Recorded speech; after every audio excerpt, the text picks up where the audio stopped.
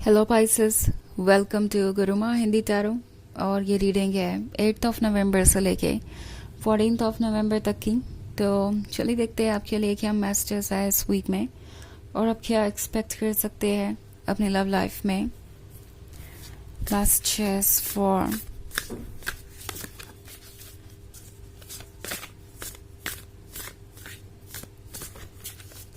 Pisces.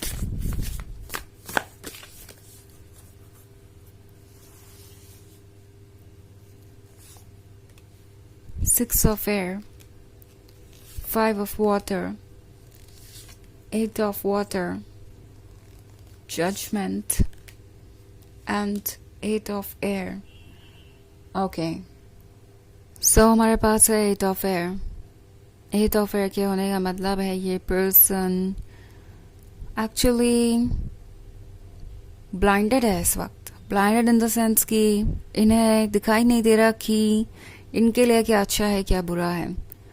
और blinded भी इसलिए है क्योंकि दूसरों को अलाउ किया इन्होंने अपने लाइफ में इंटरफेयर करना। अगर आप इन स्पाइडर्स को देखें तो ये स्पाइडर एक तरीके का वेब क्रिएट कर रहे हैं और इस वेब में ये लड़की फंसी हुई है। सो ऐसा लगता है जैसे कि इन्हें आसपास के लोग ओपिनियन दे रहे हैं और ये पर्सन इन ओपिनियन को इतना ज़्यादा सुन रहा है कि इनकी अपनी सोचने समझने की शक्ति खत्म हो गई है। ये ट्रुथ को अपने अकॉर्डिंग देख ही नहीं पा रहे और जैसे लगता है इन्होंने सरेंडर कर दिया है। ये इस वेब से छूटने की कोशिश भी नहीं कर रहे और मोस्ट इम्पॉर्टेंटली उन्हें ये लग ही नहीं रहा कि वो वेब में है भी, यानी वो इस प्रॉब्लम में है भी। ये इतने कंफर्टेबल हो गए हैं इन टॉक्सिक आइडियाज़ के साथ। इनफैक्ट उन्हें लगता है कि ये टॉक्सिक आइडियाज़ ही ठीक है, वो बिल्कुल सही जगह पे हैं, इन्हें उसे बदलने की ज़रूरत नहीं।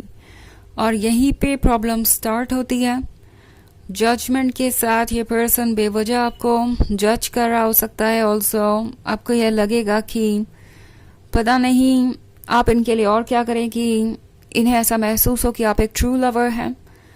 आई थिंक टैरो आपसे कह रहा है कि इसके बारे में सोचना आपको बंद कर देना चाहिए बिकॉज आप ट्रू लवर हैं। इसका प्रूफ आपको इस पर्सन को देने की ज़रूरत नहीं है, स्पेशली इन अ टॉक्सिक वे।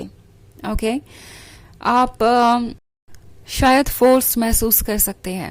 ये पर्सन कुछ ऐसा कहेगा या करेगा जिसकी वजह से आपको लगेगा कि आपको अगर इस रिलेशनशिप में रहना है तो आपको कोई कॉम्प्रोमाइज़ करना ही करना पड़ेगा या सेक्रीफाइस करना ही करना पड़ेगा, अपने लाइफ को बदलना पड़ेगा।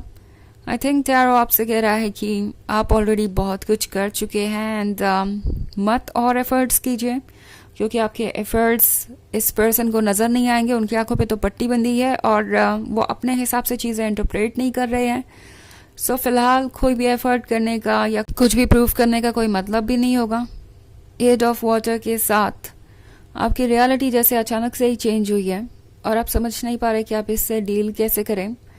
अभी तो आप ये मरमेड थे, समंदर में रहने वाले, और अब आप ये फेरी हैं, लैंड पे रहने वाले।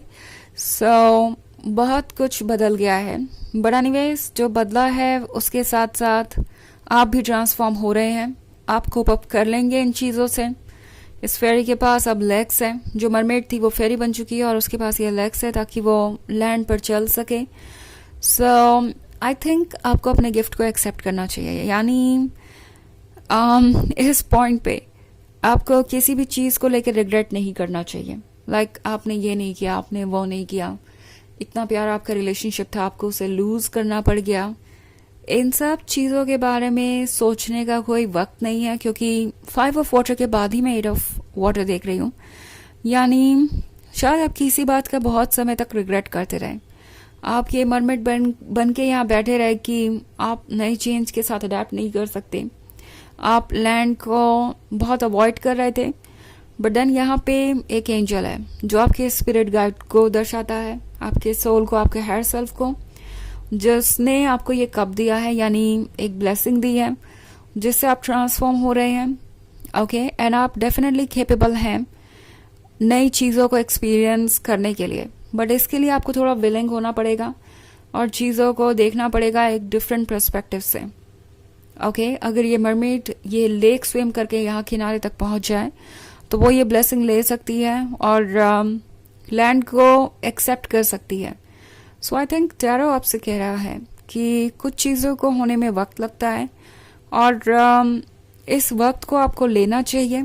आप ट्रांसफॉर्म हो रहे हैं, ऑफ कोर्स आसान नहीं है, बट आपको जल्दी गिव अप नहीं करना चाहिए, क्योंकि 6 ऑफ एयर के साथ लगता है आपने कोशिश की है कि आप उन्हें भूल सके, उनसे दूर जा सके, एंड देन आपको लगता है कि चाहे आप जितनी भी कोशिश करें आप फिर से उन्हें मिस करने ही लगेंगे, फिर से वो आपके ख्यालों में आ ही जाएंगे, फिर से सब कुछ कॉम्प्लिकेटेड हो ही जाएगा। तो इससे अच्छा है कि आप मूव ऑन करने की कोशिश ही ना करें, या फिर आपको ये लगने लगा है कि आप चाहे जितनी भी कोशिश करें आप मूव ऑन कर नहीं पाएंगे।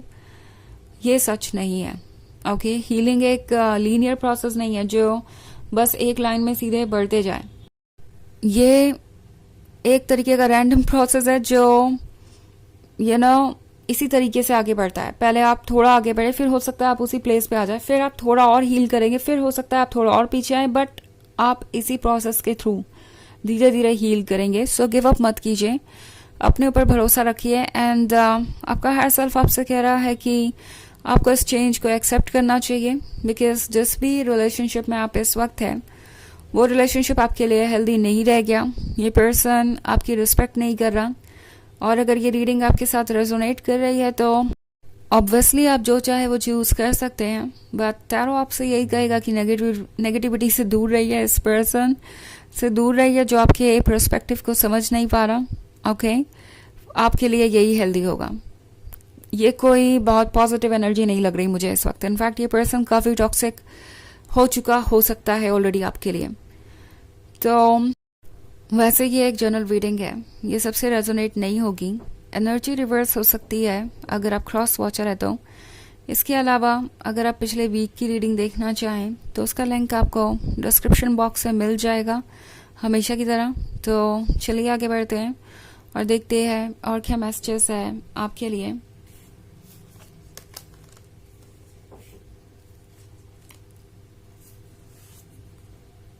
Justice, the Council of Monarchs, the Chariot, the Wheel of Fortune, and Four of Fire. Okay. So, Four of Fire है। I think टैरो आपसे कह रहा है कि आप ट्रांसफॉर्म हो रहे हैं और एक नया वर्ल्ड आपका इंतज़ार कर रहा है। द व्हील ऑफ फॉर्च्यून भी है इसके बाद। सो एक बैलेंस क्रिएट करने को कहा जा रहा है आपसे। माइंड और हार्ट दो डिफरेंट डायरेक्शन में काम कर रहे हैं, बट इनके बीच में अगर आप एक बैलेंस अटेन कर लें तो उससे बेहतर और कुछ नहीं हो सकता।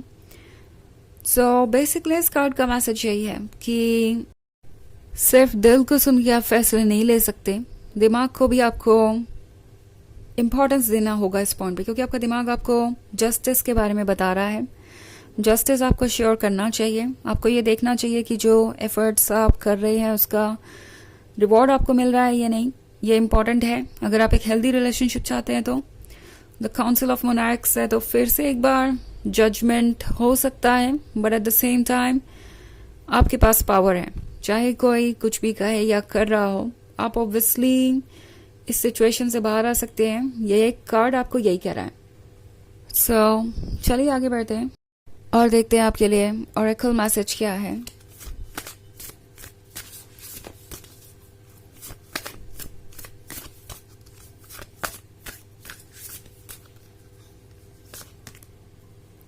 Soul loss.